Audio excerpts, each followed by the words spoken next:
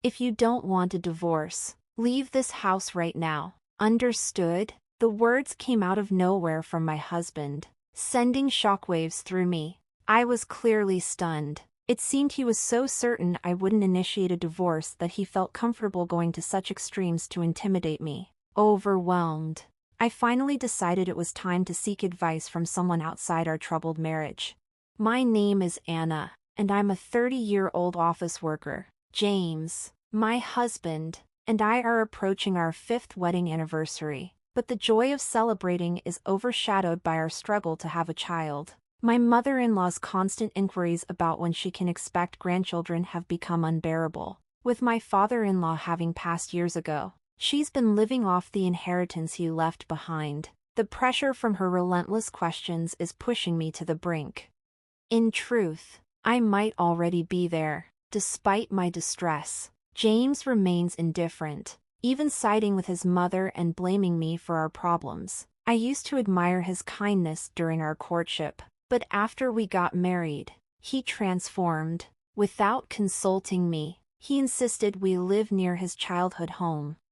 On my days off, I find myself dragged to his parents' house to tackle endless chores. Breaks are non-existent. While I'm busy cleaning, James and his mother either go out or lounge around watching TV and laughing. Once, I was scolded for making too much noise with the vacuum cleaner, and since then, I've been forbidden to use it, forced to clean with a broom and rag instead.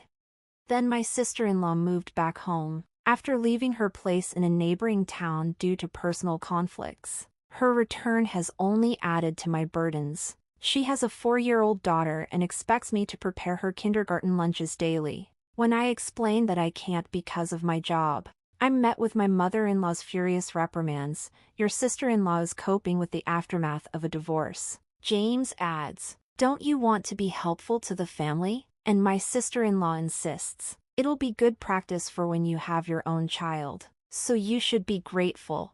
Consequently, I wake up at 4 a.m. Each morning, I prepare lunches for my niece and breakfast for my in-laws, then rush back to my own home to finish my chores before heading to work. It's a brutal routine I'm trapped in. James, of course, offers no assistance. My only reprieve comes during my breaks at work. One day, after enduring this exhausting cycle for some time, James blindsided me with an unexpected declaration. "Oh, by the way, Anna, you should quit your job." What? I've discussed it with my mom and sister. You know she's going through a rough time, right? No, I don't understand what you're saying. Let me be clear, quit your job and take care of the house. He snapped before storming off to take a bath. I was bewildered by the connection he drew between my sister-in-law's divorce and my own job. James was stuck in a dead-end position, and there were months when my salary surpassed his. Did he really think we could survive on his income alone? Neither my mother-in-law nor my sister-in-law worked. I couldn't comprehend why they couldn't manage the housework.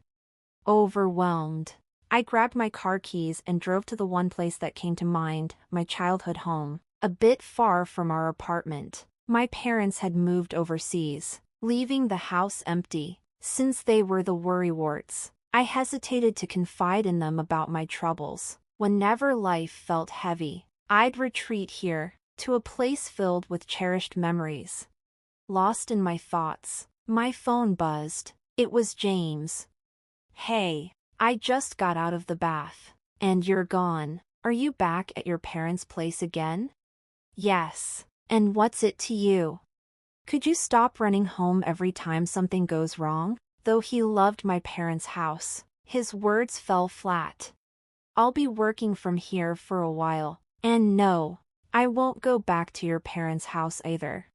Well, come back home now. Defeated by his insistence, I returned to our apartment. Later, I resigned from my beloved job in the fashion industry. My oblivious coworkers speculated that I might be pregnant. With my job gone, I found myself managing the household all day without any free time. Even when I caught a cold and ran a high fever, no one seemed to care. I had become a servant in my own home, a slave, to put it bluntly.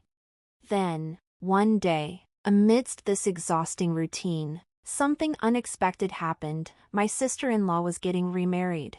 Her fiancé was an executive at a major corporation, earning a substantial salary. It was shocking. My sister-in-law wasn't a beauty, and her personality left much to be desired.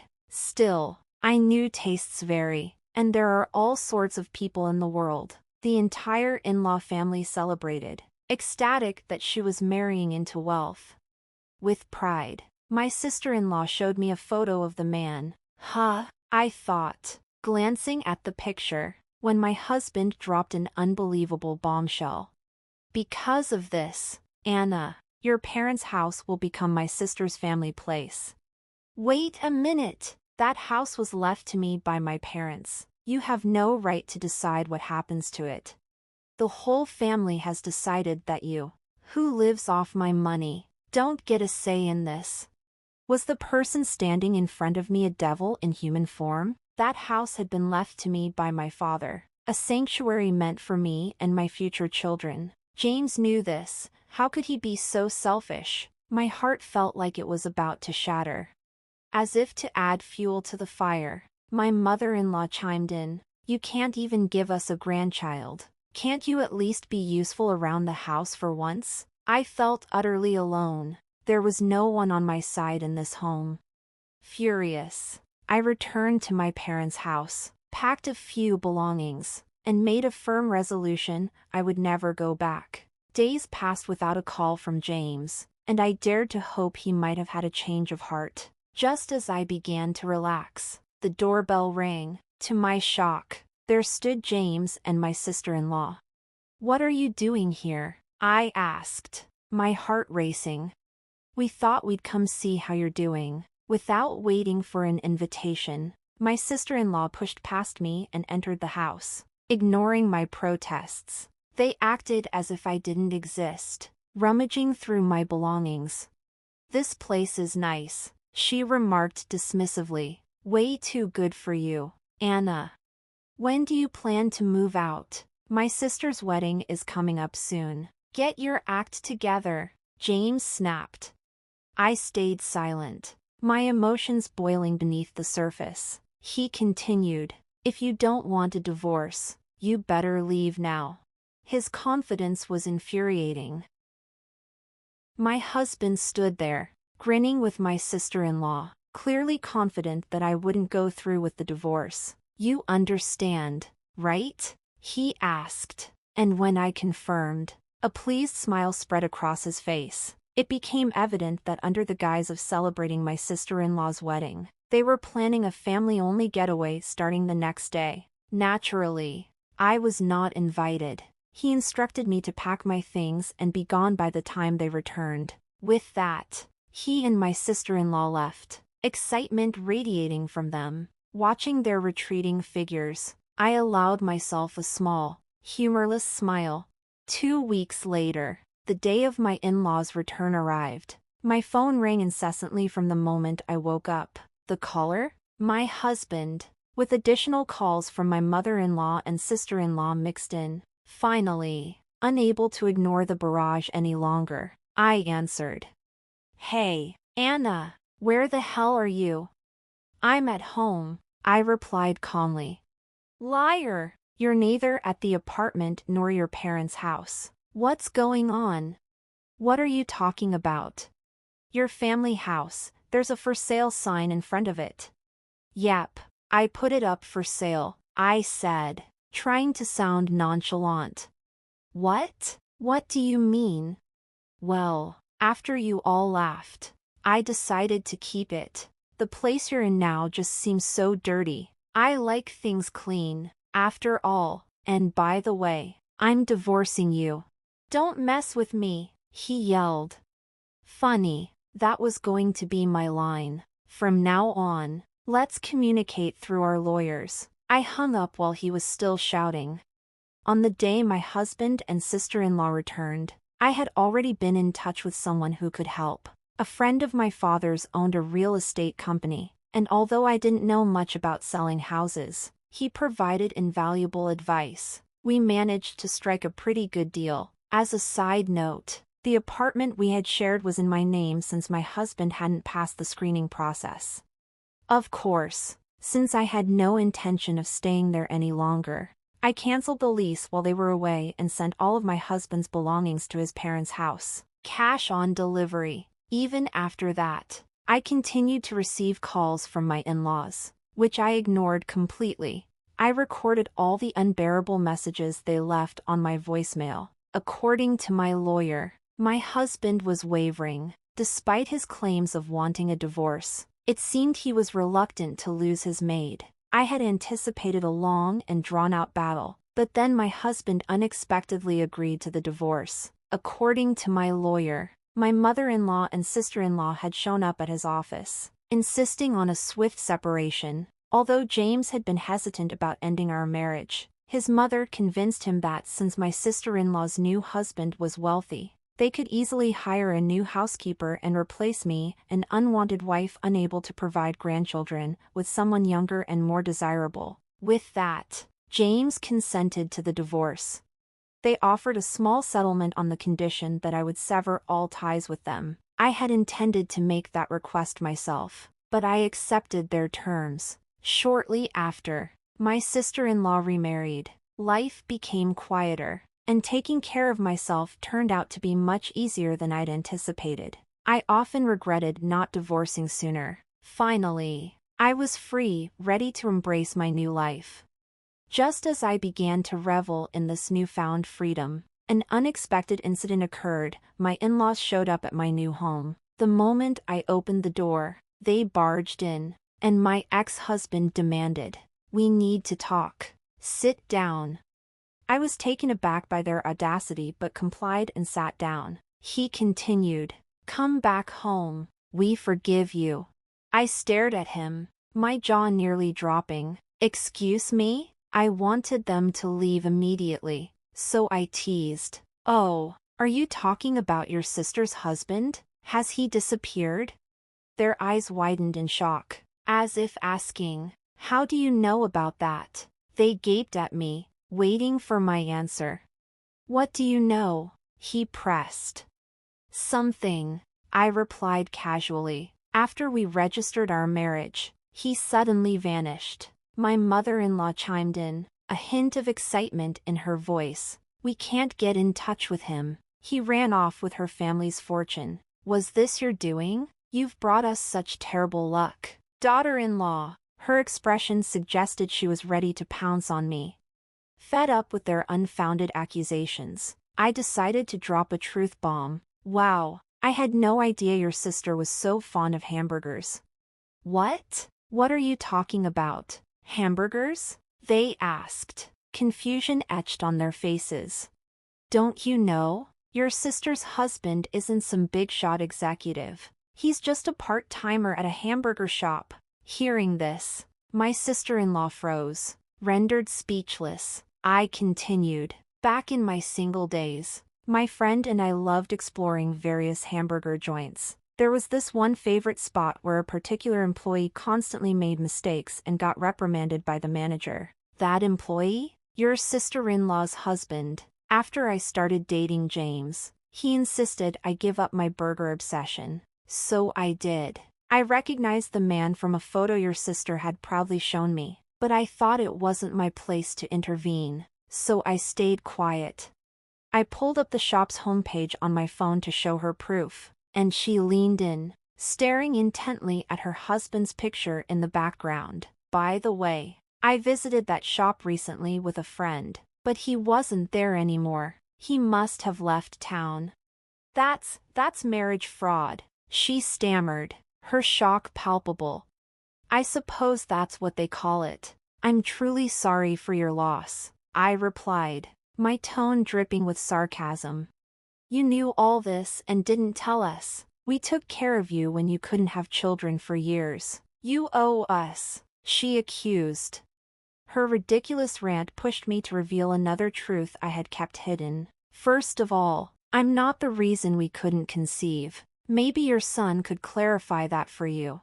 My mother-in-law looked at her son in shock, while James guiltily cast his gaze downward. "When we struggled to conceive after our marriage, We agreed to get tested at your mother's insistence. There was nothing wrong with me, but my husband had a very low sperm count. The doctor said he was the reason we couldn't have children.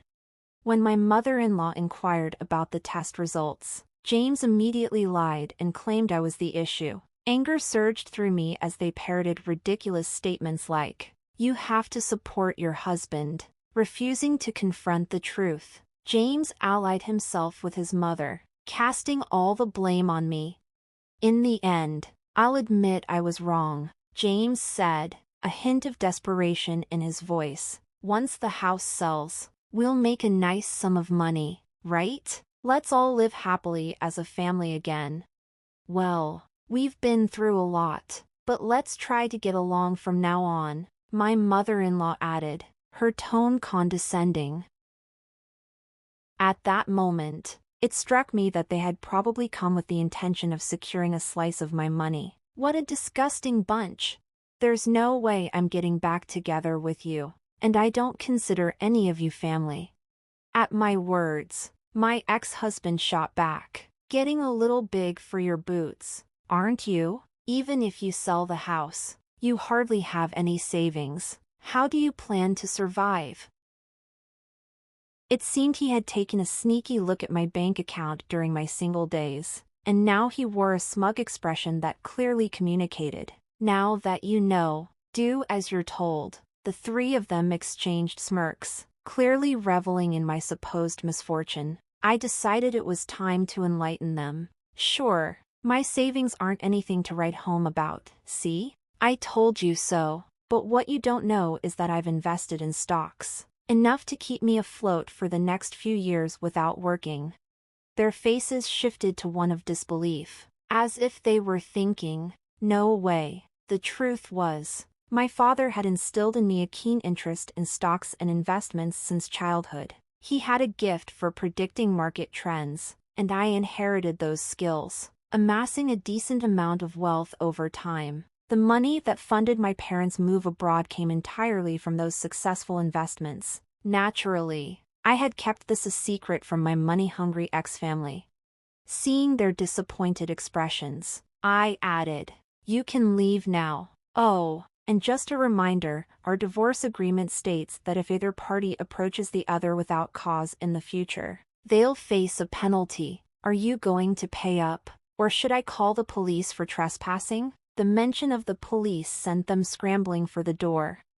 I promptly contacted my lawyer to discuss the day's events and was advised to reach out to him if my ex-family tried to approach me again. Unsurprisingly, once they discovered I had assets, my ex-husband flooded my phone with messages begging for reconciliation. He sent me nostalgic photos from our dates and creepy messages like, "I'm thinking about those days," almost daily. I contemplated blocking him but decided to keep everything as evidence, just in case. I couldn't help but wonder how he managed to text me all day while supposedly working. But honestly, I didn't care.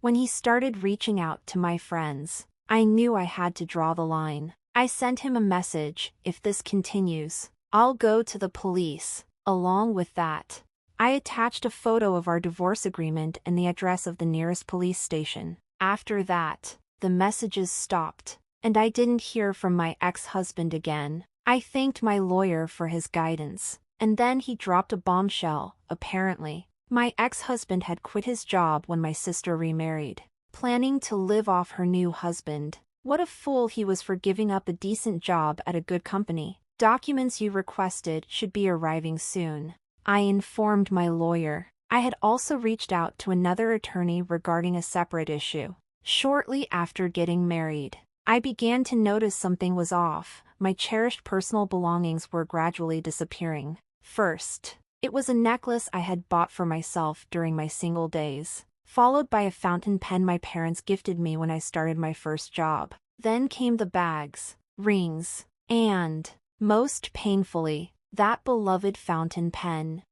When I confronted my husband about it, he snapped, "Don't worry about losing things." Feeling suspicious, I decided to install a surveillance camera without telling him. What it captured was shocking: my husband and mother-in-law rifling through my closet, grinning as they went through my things. After my sister-in-law moved back in, the footage revealed 3 people instead of 2, taking advantage of my silence. Their behavior escalated. They were selling my personal belongings for money. It was clear they had seen the balance in my bank account, which only fueled their greed. Their thievery continued until our divorce, giving me plenty of physical evidence to support my claims. Just as they thought I wouldn't seek restitution, I filed for damages and compensation for emotional distress due to their actions. They must be in a panic now, but they brought this upon themselves. As for what happened to them, my sister-in-law's ex-husband discovered the truth and took custody of their daughter. Given my sister-in-law's apparent indifference toward her child, I felt relieved. Just recently, I saw her daughter walking hand in hand with her ex-husband, both of them smiling and shopping together, a stark contrast to the gloom I had witnessed when my sister-in-law lived with my in-laws. Meanwhile, the trio that had aimed for a comfortable life had applied for welfare, but being healthy and capable, their application was naturally denied. My husband, too proud to seek help, struggled to find a job. Eventually, he returned to his previous workplace, begging for forgiveness, but they had been waiting for him to quit and ended up calling the police on him, which was his worst nightmare. Now, he can only manage to find day labor jobs. My mother-in-law and sister-in-law, on the other hand, had to pay me compensation, leading them to take part-time jobs at a nearby supermarket. But having little work experience, they struggled to adjust. Coincidentally or not, supermarket sales began to plummet after they started, earning them the nickname the plague-bringing mother and daughter among customers. As for their living situation, I had initially thought they owned their house, but it turned out to be a rental. Unable to pay the rent, they were forced to move into a run-down apartment notorious in the neighborhood. Their new life is a constant struggle, and it seems they are always at each other's throats. The other day, the police were called to their apartment due to a loud fight. As for me, I've turned their actions into a blessing. I sold the house and used the money as capital to launch a new apparel company with a colleague from my old job. Business has been thriving. We're gaining more customers and even getting featured in magazines and on TV. Being able to return to the career I love is a dream come true. And there's one more exciting update. I've met a wonderful man through work, and we're getting married. His family is incredibly kind, treating me with warmth and respect. To top it all off, we're expecting a baby next year. I can finally become the mother I've always dreamed of being. Right now, I'm the happiest I've ever been in my life.